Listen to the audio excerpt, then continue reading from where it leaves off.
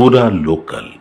నమస్తే, welcome to పురా local. ప్రస్తుతం మనం జూబ్లీహిల్స్ పోలీస్ స్టేషన్ దగ్గర విచారణకు హాజరయ్యారు. ఇప్పుడే అంటే వాంగ్మూలం ఇవ్వడానికి ఈటల రాజేందర్, అలాగే ఈటల రాజేందర్ కోసం ఇక్కడికి పెద్ద ఎత్తున కార్యకర్తలు, సహచరులు అందరూ చేరుకున్నారు.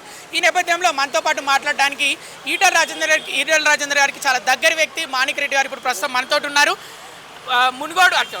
హుజరాబాద్ బై ఎలక్షన్ టైంలో, అలాగే అసెంబ్లీ ఎలక్షన్ల టైంలో మీరు అంటే ఈటల రాజేందర్కి చాలా దగ్గర వ్యక్తి అని తెలుస్తుంది. మీ ఫోన్ ట్యాప్ అయినట్టు మీకు ఎప్పుడైనా అనిపించిందా, ఈటల రాజేందర్ గారిదే కాకుండా?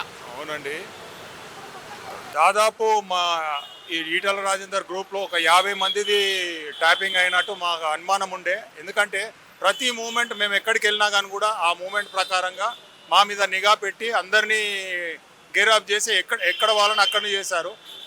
ఇది ఎప్పుడు స్టార్ట్ అయిందంటే ఈటల రాజేందర్ గారిని ఎప్పుడైతే పార్టీ నుంచి బయటికి వచ్చారో, స్వయంగా ఆయన హుజురాబాద్ ఎలక్షన్ గురించి ప్రిపేర్ అవుతారో అప్పటి నుంచి మేము దగ్గర వాళ్ళం ఉండి మేము ఆయనతో 20 ఏళ్ళ నుంచి కూడా చాలా క్లోజ్గా ఉండేవాళ్ళము. అది అయినా అంటే ఆ ఎలక్షన్స్ డిక్లేర్ కాకముందుకే ఆయన ఎప్పుడైతే పార్టీ నుంచి వచ్చారో మేము దగ్గర వాళ్ళని కూడా ఎవరిని రాకుండా ఒక 50 మంది పోలీసు వాళ్ళని పెట్టేసి ఎవరిని గేరప్ చేసినా మీరు ఎవరు అవుతారు అంటే ఏమవుతారు అనేది అడిగేదాకా లోపల పంపించలేదు.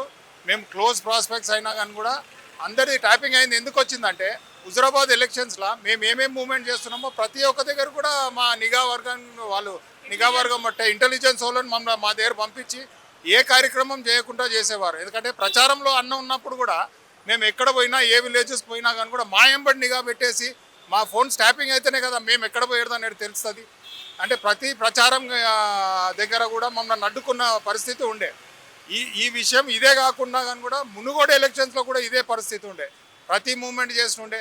అంటే ఇప్పుడు పోలీసు వాళ్ళు నిఘా పెట్టేది పబ్లిక్ని కంట్రోల్ చేయడానికి వేరే ఆస్పెక్ట్స్ గురించి ఉండాలి, కానీ మా మీద నిఘా పెట్టడానికి టీఆర్ఎస్ ప్రభుత్వం చేసుకుంటే ఇప్పుడు స్వయంగా కేటీఆర్ గారు నిన్న డిక్లరేషన్ చేసి నా భార్యది కూడా చేసుకున్నా అంటే ఆయన ఎంత పెద్ద ఎత్తున ఫోన్ ట్యాపింగ్ చేశారో, అంటే వాళ్ళ భార్య మీద కూడా నిఘా పెట్టించాడు అంటేనే ఎంత అర్థం ఉందనేది అందరూ గ్రహించాలని కోరుతున్నాను. ప్రస్తుతం రాష్ట్ర ప్రభుత్వానికి కాంగ్రెస్ ఉంది ఇక్కడ అధికారంలో, వాళ్ళకి మీరు ఎలాంటి విజ్ఞప్తి చేస్తున్నారు, అంటే ఎలాంటి శిక్ష పడాలి అని కోరుకుంటున్నారు మీరు? ఈ ప్రస్తుతం ఇట్లాంటి విషయం మళ్ళీ కావద్దు. ఎందుకంటే ఇది ఒక పర్సనల్ డేటాని బయటకు తీసుకొని వాళ్ళ సొంత విషయాలను వినడం అయితే, ఇప్పుడు ప్రతి ఒక్కరికి ఫ్యామిలీ ఉంటుంది. వాళ్ళ ఫ్యామిలీ ట్యాపింగ్ చేసి వీళ్ళ ఫ్యామిలీ ట్యాపింగ్ చేసుకుంటే ఇంకా ప్రైవసీ అనేది ఎక్కడ ఉంటుంది?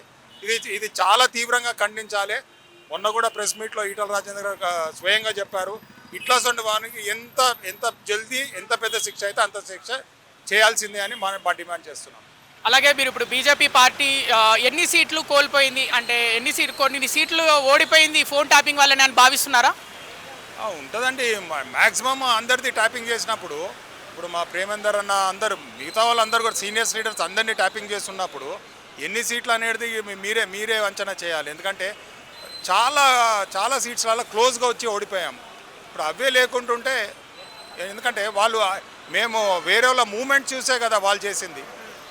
ఇవన్నీ నాకు తెలిసిండి ఒక 30-40 సీట్లు అయితే దాంతోనే పోయి ఉండొచ్చు మా అనుమానం. ఇప్పుడు అందరికి ఇంకో సందేహం తలెత్తుతుంది. ఎందుకంటే తర్వాత బీఆర్ఎస్ పార్టీ అసెంబ్లీ ఎన్నికల్లో ఓడిపోయిన తర్వాత ఎంపీ ఎన్నికల్లో ఒక్క సీటు గెలవలేదు. అంటే ఫోన్ ట్యాపింగ్ చేయకపోవడం వల్లనే ఒక్క సీటు గెలవలేదు అనుకుంటున్నారా బీఆర్ఎస్ పార్టీ? ఖచ్చితంగా అందరికీ తెలిసిందే. వాళ్ళు చేసిన గోతులో వాళ్ళే పడినట్టు, వాళ్ళు చేసిన ప్రాబ్లమ్స్లో వాళ్ళకే వస్తున్నారు అనేది తెలిసే పబ్లిక్ దానికి రిబల్ అయ్యే ఈ తీర్పు ఇచ్చారని నేను అనుకుంటున్నాను.